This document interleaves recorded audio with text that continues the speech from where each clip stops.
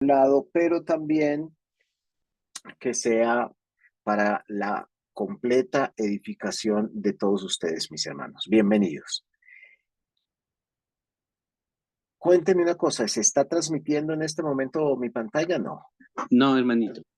Un momentito, no sé qué salió mal. Ya, ya, ahora sí. Bien, hermanos, estoy iniciando una serie de lecciones bíblicas con la Iglesia del Señor, con quien me reúno aquí en Bogotá.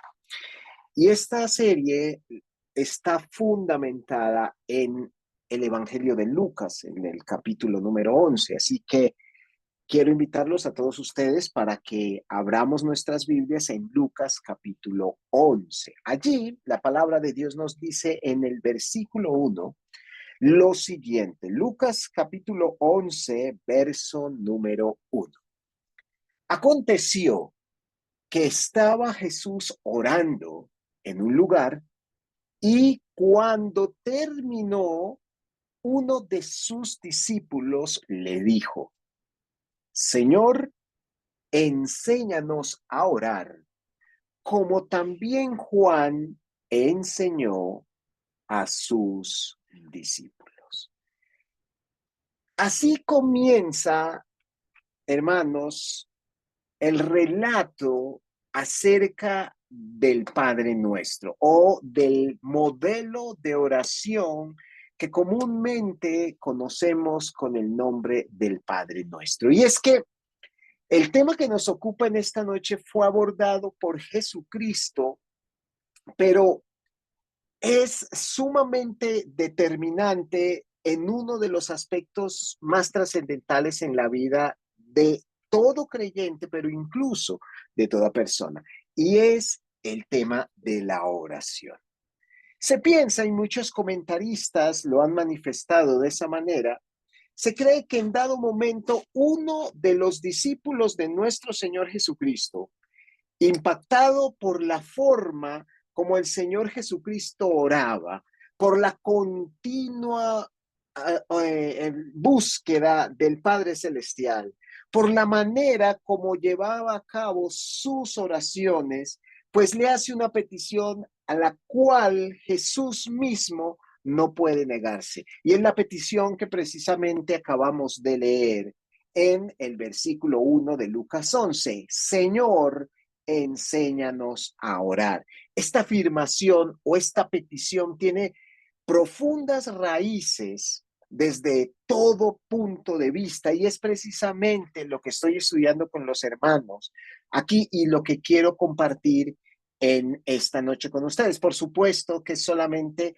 la primera o la lección introductoria de una serie que abarcará muchos o varios otros estudios. Pero empecemos diciendo lo siguiente.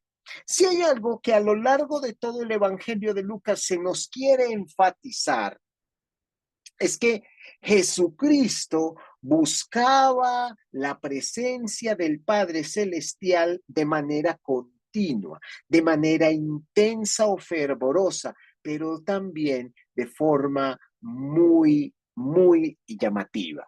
Y esto a través de la oración. A lo largo de todo el Evangelio de Lucas hay un gran énfasis precisamente en el tema de la oración, pero relacionado con Jesucristo. Así que lo primero que queremos advertir en la lección es que la gran enseñanza del Señor no tiene que ver solamente con el contenido de la oración, sino con la continuidad que debemos tener para con ella.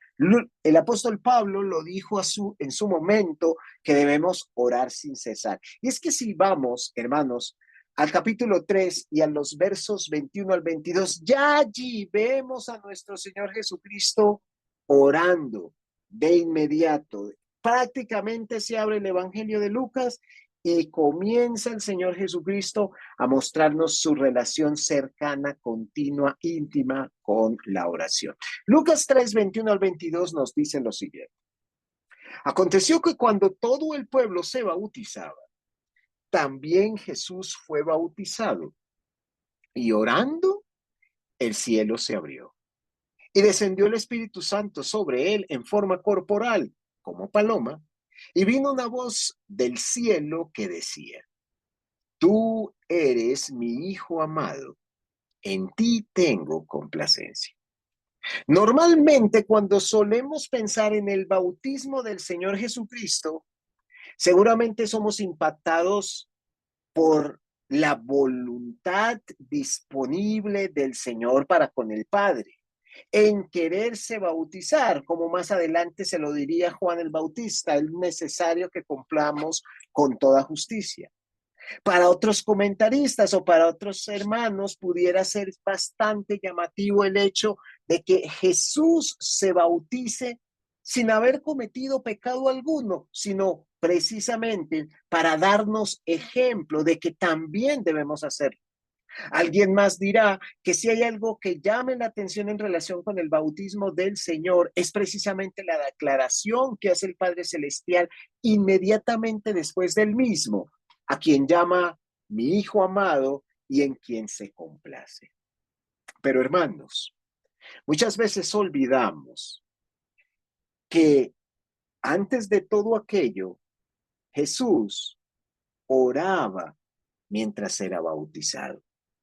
Es decir, Jesús acompañó su bautismo de oración. Y es algo que tenemos que también recordar, y que no solo recordar, sino aplicar en aquellos que también quisieran bautizarse. Pues Jesús mismo, mientras era bautizado, oraba al Padre Celestial.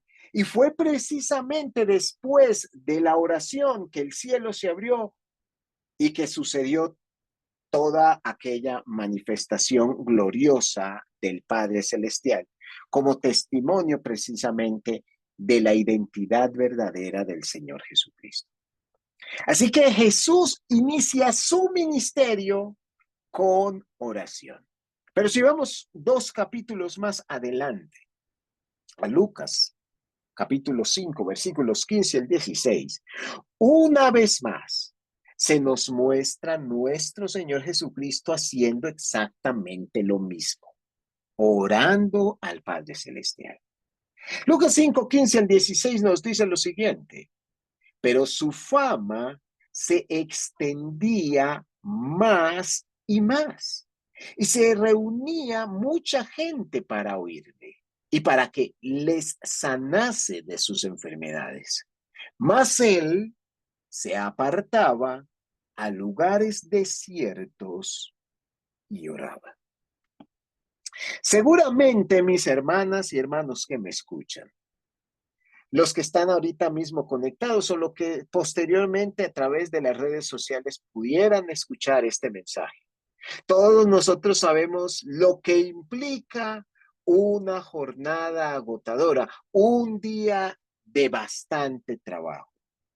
Llegamos a casa y lo único que queremos es quitar nuestros zapatos, probablemente, si es nuestra costumbre, tomar una ducha, comer algo ligero y meternos en la cama.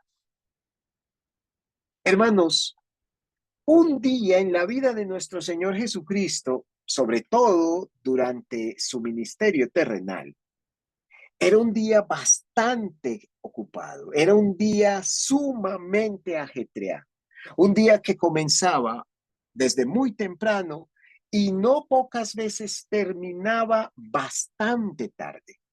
Pero aquí ya Jesús nos enseña precisamente aquello que impactaba a sus discípulos, que independientemente de lo agotador que fuera su jornada, que independientemente de dónde se hallara, quienes le rodeaban, Jesús siempre se apartaba para buscar la presencia de su Padre precisamente a través de la oración. Y me llama la atención, además de lo anterior, que precisamente buscaba lugares desiertos para que no fuera interrumpido, para que pudiera concentrarse, para que aquel tiempo fuera no solamente de determinado tiempo, hablando de la cantidad, sino sobre todo de un tiempo de calidad para con Dios. Hermanos, Jesús nos enseña no solamente a través de sus labios el modelo de oración que nosotros debemos dirigir a nuestro Padre, pero su actitud y comportamiento nos muestra siempre algo continuo, repetitivo, constante, y era su disposición para orar, incluso cuando se hallara cansado, agotado, cuando la gente le buscaba, siempre Jesús sacaba tiempo para el Padre Celestial. A pesar de que hacía lo bueno, a pesar de que estaba haciendo la voluntad, incluso a pesar de que a través de lo mismo glorificaba el nombre del Señor, hermanos, no se iba a la cama sin primero buscar la presencia del Señor. Un poco más adelante, un capítulo más adelante, solamente entre los versículos 12 al 13, nuevamente vemos al Señor Jesucristo haciendo lo mismo, pero en esta ocasión por razones distintas. Lucas 6 del 12 al 13 nos dice, en aquellos días él fue al monte a orar y pasó la noche orando a Dios. Y cuando era de día, llamó a sus discípulos y escogió a 12 de ellos, a los cuales también llamó apóstoles. Esto confirma precisamente lo que nos decía anteriormente el mismo Lucas, un capítulo antes. Pero esto no solamente lo confirma, sino que incluso lo amplía. Una vez más, vemos a nuestro Señor Jesucristo apartándose a lugares desiertos, en este contexto particular, a un monte. Pero aquí se nos dice que incluso nuestro Señor Jesucristo pasó toda la noche orando al Padre. Uno se pregunta, ¿qué era lo que tanto tenía que decirle el Señor al Padre Celestial como para que toda la noche estuviera metido en oración? Pues bien, la respuesta no tenemos que nosotros tener una imaginación enorme para poder llegar a ella. Dice que cuando era de día, llamó a los discípulos y escogió a 12 de ellos. Hermanos, Jesús oraba para tomar decisiones trascendentales en su vida. Siempre Jesús estará orando al Padre Celestial cuando tenga que atravesar por alguna circunstancia compleja, determinante o demasiado influyente en relación con su persona o con la obra que realiza. En esta ocasión, Jesús ora por sus apóstoles, una decisión que sin duda alguna era trascendental dentro de su ministerio, y es muy probable que se haya extendido porque tomó posiblemente, y esto no lo dice la escritura, pero pudiéramos decir que es muy probable que haya sido así, que haya tomado uno por uno aquellos 12 hombres y haya orado específicamente por ellos. Eso podría explicar hasta cierto punto o hasta cierta manera el hecho de que Jesús haya estado orando toda la noche precisamente por sus apóstoles, aquellos con quienes iba a compartir sus próximos años de ministerio terrenal. Pero pocos capítulos después, en el capítulo 9, nuevamente lo vemos orando. En los versos 18 al 20 dice, aconteció que mientras Jesús oraba aparte, es interesante porque a veces vemos a Jesús orando con sus apóstoles, pero a veces orando sin ellos, apartado de ellos. Y dice, estaban con él sus discípulos y les preguntó diciendo, ¿quién dice la gente que soy yo? Y le respondieron, unos Juan el Bautista, otros Elías y otros algún profeta de los antiguos que ha resucitado. Y él les dijo, ¿y vosotros quién decís que soy yo? Entonces respondiendo Pedro dijo, el Cristo de Dios. Hermanos, muchas veces hemos leído este pasaje, la confrontación que hace el Señor en relación con su verdadera identidad. Ya había pasado algo de tiempo del ministerio del Señor y quiere saber lo que la gente dice acerca de él. Pero lo que muchas veces nos olvidamos es que estas preguntas nacen a partir de una oración que dirige precisamente al Padre Celestial. Para no extenderme tanto, quiero mostrarles precisamente un último versículo donde se nos habla una vez más de la disponibilidad del Señor para orar en momentos trascendentales de su vida y ministerio. En Lucas 9, 28 al 29 dice, aconteció 8 días después de estas palabras que tomó a Pedro, Juan y Jacobo, subió al monte a orar y entre tanto que oraba la apariencia de su rostro se hizo otra y su vestido blanco y resplandeciente, la transfiguración del Señor. Muchos recordamos la transfiguración, por supuesto, muchos recordamos eh, digamos, las palabras del apóstol Pedro cuando habla de hacer una enramada, pero pocos recuerdan que poco antes de la transfiguración, lo que estaba haciendo el Señor Jesucristo era orando al Padre Celestial y que fue precisamente durante esa oración que el Señor Jesucristo brilló como un sol bastante luminoso, tanto que pues sorprendió a sus apóstoles que le acompañaban. Hermanos, nosotros vemos al Señor Jesucristo orando durante su peregrinaje en aquellos 40 días en el desierto donde fue tentado, pero lo vemos orando también en el Getsemaní. 3 veces dice que el Señor oró al Padre Celestial para que se cumpliera la voluntad conforme a su manera y no como él la quería. Incluso vemos al Señor Jesucristo, hermanos, orando desde la cruz, pidiéndole al Padre Celestial que perdonara a quienes habían cometido tan terrible acto de asesinarle y de qué manera. Jesús pasó toda su vida orando de una manera u otra, por una u otra razón, a veces por los hombres, a veces por ciertas cosas, pero si hay algo que quiera dejar claro en esta primera lección introductoria en relación con la oración, es que la primera enseñanza de Jesús es que impacta a sus discípulos o a uno de ellos en particular como para que le diga, enséñanos a orar así como tú lo haces.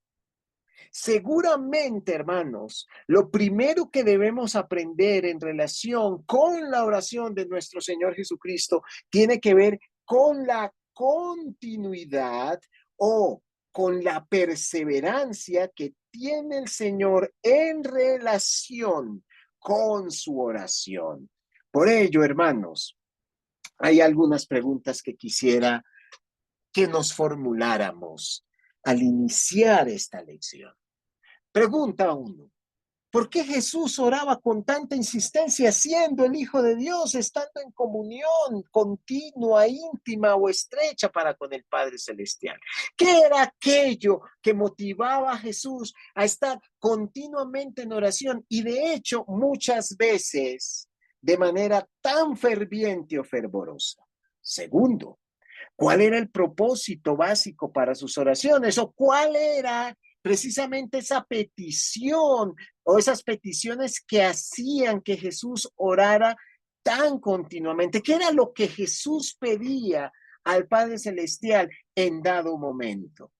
Siguiente, ¿cómo esto nos puede ayudar a nosotros para mejorar nuestro estilo de vida para con el Padre, para fortalecer nuestra comunión con el Señor y de esa manera poder sacarle mayor jugo a nuestras oraciones y así aplicarlo de igual manera continuamente? ¿Vidas?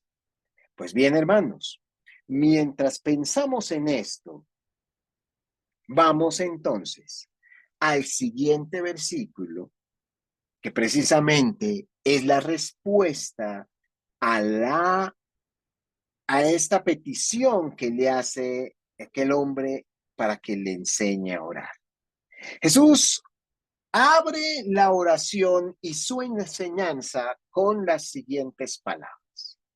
Y les dijo, cuando oréis, decid, Padre nuestro que estás en los cielos. Voy a dejarlo hasta allí, si bien el versículo 2 es un poco más extenso, yo quiero dejarlo allí porque me voy a basar en la primera frase con la cual Jesús enseña a sus discípulos a orar al Padre Celestial. Hablamos entonces de la introducción en la oración de nuestro Señor Jesucristo, o en otras palabras, del encabezado en la oración. En Lucas capítulo 11 y en el verso número 2, Jesucristo dice a sus discípulos cómo deben abrir sus oraciones y distintas peticiones o plegarias. Hermanos, él dice de esta manera: cuando oréis, en el momento en que nosotros vayamos a buscar la presencia del Señor, no esta primera frase, y no es algo que sea mágico, repetitivo, sino que este es un modelo de oración por medio del cual el Señor nos quiere mostrar un patrón, una ruta o una guía muy bien establecida, por medio de la cual podamos asegurar la atención de aquel a quien dirigimos la oración. Lo primero que nos enseña el Señor Jesucristo es a quién deben dirigirse nuestras oraciones. Vuelvo a repetirlo. Lo primero que nos enseña el Señor Jesucristo tiene que ver con a quién dirigimos o a quién debemos dirigir siempre nuestras oraciones: a nuestro Padre Celestial, el cual habita en los cielos.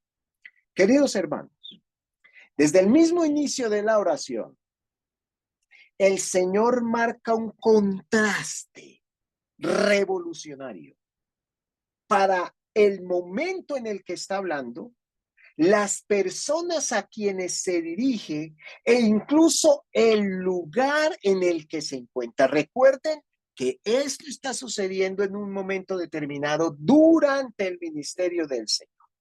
Ahora, déjenme explicarles esto para que podamos entenderlo de la mejor manera posible. La oración trascendental de los judíos, ¿verdad?, estaba marcada, hermanos, por exaltar al Señor, más bien por su carácter, su poder y su sabiduría.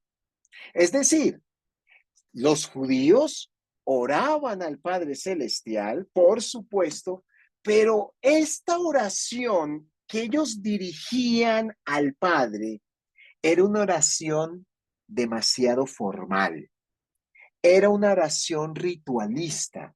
Era una oración mecánica que se había convertido, hermanos, en algo continuo, repetitivo y monótono. Por eso en su momento también dijo el mismo profeta: este pueblo de labios me honra, pero su corazón está lejos de mí. ¿Qué es lo primero entonces que debe transmitir nuestra oración? Un acercamiento e intimidad para con el Señor. Eso es lo que Cristo nos quiere dar a entender cuando habla o nos invita a dirigirnos a Dios como nuestro Padre. Buscar la presencia de Dios llamándolo Padre era revolucionario, porque hasta aquel momento los que buscaban a las divinidades lo hacían con enorme reverencia y temor, mas no con intimidad o cercanía. No en este sentido. La oración de nuestro Señor Jesucristo, sin dejar de lado la reverencia y el temor necesarios para con Dios, sí enfatiza primero en la misericordia y el amor que tiene Dios para con nosotros, y en su permiso como para llamarle Padre nuestro. Es decir, lo primero que quiere destacar el Señor en la oración es que nos dirijamos con confianza al Padre. Mire, los judíos solían dirigirse a Dios como el Altísimo, como el Rey del universo, como el único Dios de Israel, el Shammah, como el Santo de Israel, como el Eterno.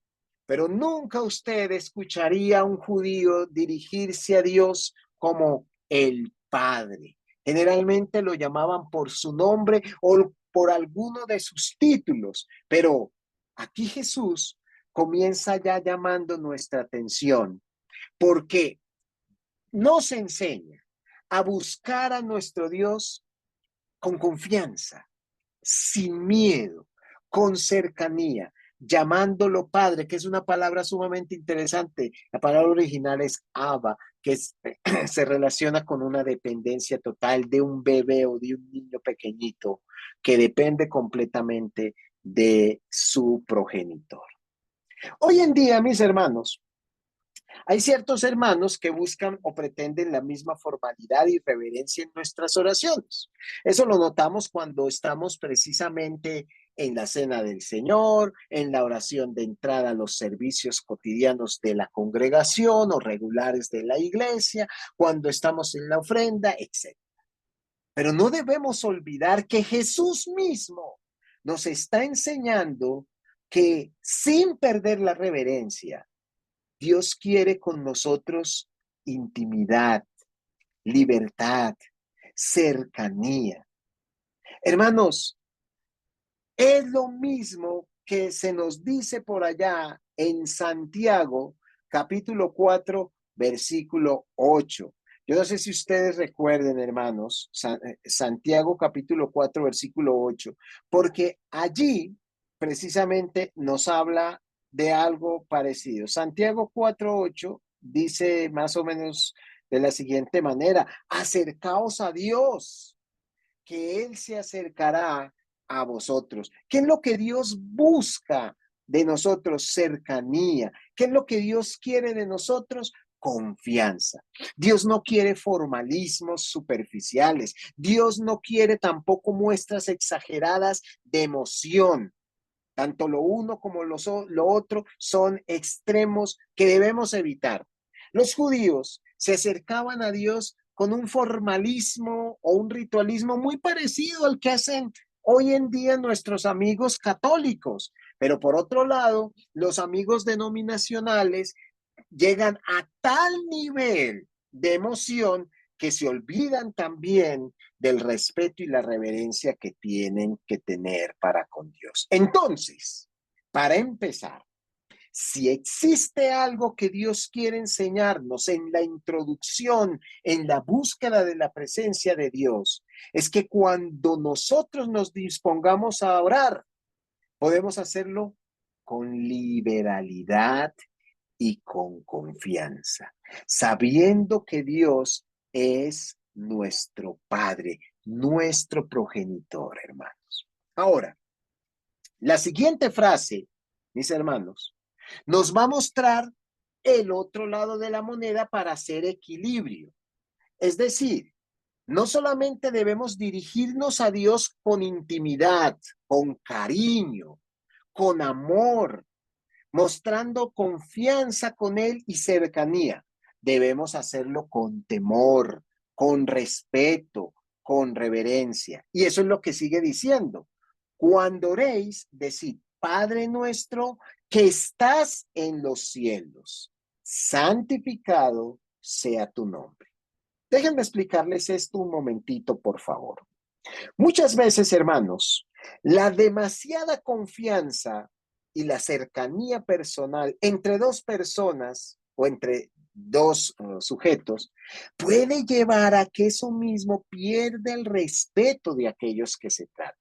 E incluso eso mismo puede pasar hoy en día entre las personas que quieren buscar la presencia del Señor. Ellos han entendido que Dios quiere una búsqueda sincera, transparente y cariñosa. Pero hermanos, hacen que pierda completamente el respeto y la reverencia que Dios merece.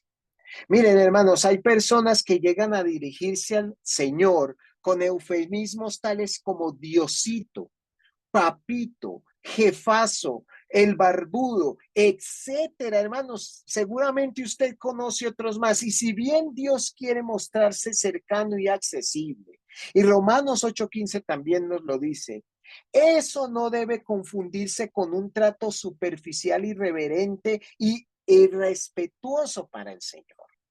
Hermanos, la verdadera confianza con Dios no debe quitar la reverencia y el respeto porque nos estamos dirigiendo a aquel que es 3 veces santo, aquel que es santísimo, aquel que es tan grande como para estar en el cielo, por encima de nosotros.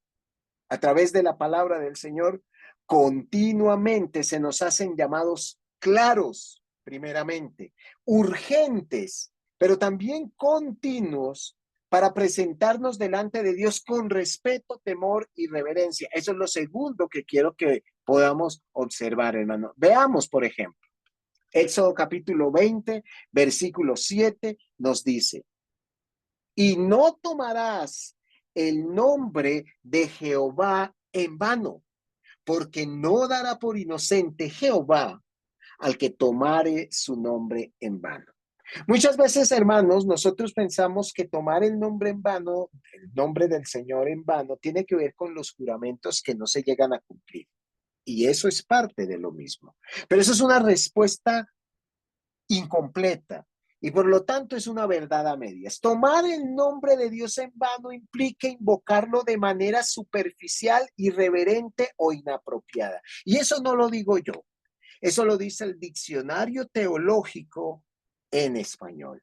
Hermanos, cuando falta conciencia y reverencia en relación del Señor, nos olvidamos de quién es, qué ha hecho y qué busca entre nosotros. Invocar a Dios sin el debido respeto hace que faltemos, hermanos, desde todo punto de vista, olvidando que nosotros somos criaturas, hijos, y que por lo tanto merecen respeto, pero también obediencia y temor por parte de nosotros. En Eclesiastés, en el capítulo 5 y entre los versos 1 al 2, se nos muestra también eso mismo. Dice, cuando fueres a la casa de Dios, guarda tu pie, acércate más para oír que para ofrecer el sacrificio de los necios, porque no saben qué hacen. No te des prisa con tu boca, ni tu corazón se apresure a proferir palabra delante de Dios, porque Dios está en el cielo, lo mismo que nos enseña Jesucristo, y tú sobre la tierra. Por tanto, sean pocas tus palabras. ¿Qué es lo que nos aconseja el rey Salomón a través de estas palabras? Que como adoradores del Señor, nuestro enfoque debe ser no solamente el de la intimidad, el de la confianza, sino también el del respeto y la reflexión. Debemos acercarnos a Dios también con reverencia, porque Él es nuestro Dios. Hacerlo de una manera inadecuada es sumamente terrible, hermanos, y por ello se ha caído tanto en exageraciones. Por un lado, el de nuestros amigos católicos, como les dije anteriormente, que es copia fiel a su manera de aquello que hacen los judíos, volver la oración del Señor algo mecánico precisamente para evitar las emociones que ciertamente Dios lo quiere. Pero por el otro lado, el de nuestros amigos, los denominacionales, que llevados por las emociones, no las controlan ni se dejan arrastrar por ellas.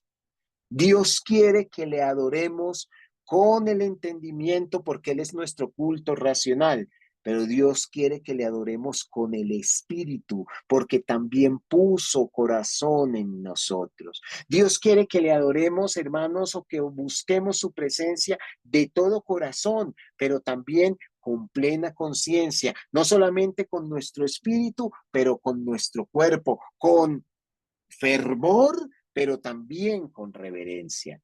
Un texto final es el que podemos nosotros observar en Hebreos capítulo 12, versículos 28 al 29. Allí leemos, así que recibiendo nosotros un reino inconmovible, tengamos gratitud y mediante esa gratitud sirvamos a Dios. Fíjese, ¿cómo debemos servirle a Dios? Uno, agradándole con temor y reverencia. ¿Cómo es que debemos servirle al Señor? Agradándole con temor y reverencia, porque ciertamente Dios es amor, pero aquí ¿qué dice? Porque es fuego consumidor. A Dios no solo le agrada que nos acerquemos con temor, perdón, con confianza, pero también con temor, hermanos, recordando no solamente que Él es nuestro Padre, pero también es nuestro Rey y soberano, que Él es nuestro Salvador, pero también nuestro Señor. Así entonces, para que la excesiva intimidad no cuarte el respeto que Dios merece, debemos acercarnos a Dios de esas dos maneras, como Padre, pero como Dios, como con intimidad y cercanía, pero con respeto y reverencia, con confianza, sabiendo que nos va a escuchar y nos va a bendecir, pero también con respeto, con enorme temor, porque Él es nuestro Dios y así lo merece. Finalmente, hermanos, ¿qué debe existir entonces en nuestras oraciones? Un sano equilibrio entre emoción y temor, confianza y reverencia, mente y corazón. En conclusión, hermanos, Jesús estaba tan interesado en nuestra relación para con el Padre Celestial que incluso nos enseñó a cómo dirigirnos delante de su presencia. Y en Lucas capítulo 11 nos ofrece el modelo de oración, que en el encabezado está marcado por tres elementos básicos. Primero, confianza. Segundo, reverencia. Y el siguiente que sería posterior a esta lección, dependencia completa o total de Él. En una próxima lección, cuando haya oportunidad, hermanos, estudiaremos el significado de lo que viene. Hágase tu voluntad. De mi parte, hermanos, muchísimas gracias por su amable atención. Espero que esta lección haya sido de su entera edificación, que haya glorificado al Señor. Muchísimas gracias por ello, hermanos. Dios les bendiga. Gracias.